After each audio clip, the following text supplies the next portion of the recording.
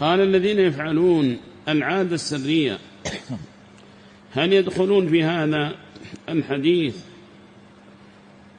يوضعون في التنور.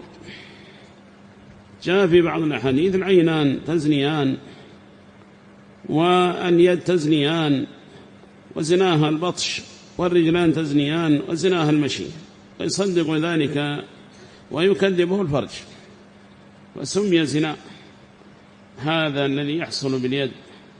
ولكن الصحيح أن المقصود بالزنا هنا الزنا المعروف الذي تقام به الحدود، فإن الزنا باليد لا يقام به حد، وإنما يقام الحد بالإيلاء أو الإلاج بالإلاج في الفرج قدر الحشفة، فإنه يقام به الحد أنزل أو لم ينزل. فهؤلاء أصحاب التنور ممن يساولون هذه المعصية بالإلاج في الفروج المحرمة، إلاج في فرج محرم من غير شبهة، فهذا هو الزاني الذي هو مقصود بما ذكر بالحديث، وأنه يأتيهم لهب من تحتهم وإذا أتاهم ضوضوا صاحوا، وهكذا عن عذاب البرزخي. فهؤلاء الذين يعذبون.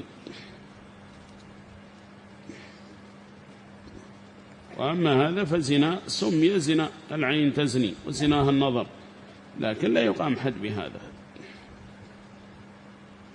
وليس هو المقصود في العذاب البرزخي الذي ذكر في حديث سمرة أو سمرة بن جندب بن سمرة أو سمرة بن جندب رضي الله عنه.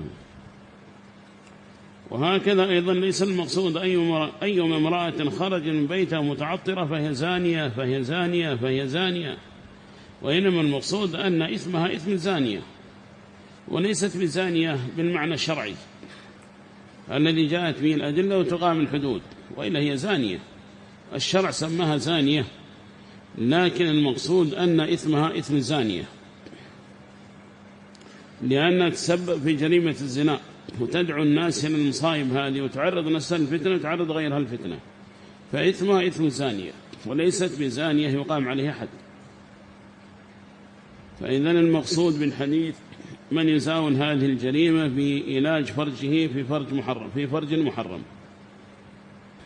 والعادة السرية محرمة لعموم الأدلة، والذين هم لفروجهم حافظون إلا على أزواجهم أو ما ملكت أيمانهم فإنهم غير ملومين، فلم يأتي الاستثناء في المباح إلا في ذين الأمرين، زوجة أو ملكت يمين، وما عدا ذلك محرم. يدخل في العموم المتقدمة والذين هم لفروجهم حافظون، يحفظ فرجه إلا من زوجه أو ما ملكت يمينه، وما عدا ذلك فهو داخل في الحرام وغير حافظ لفرجه.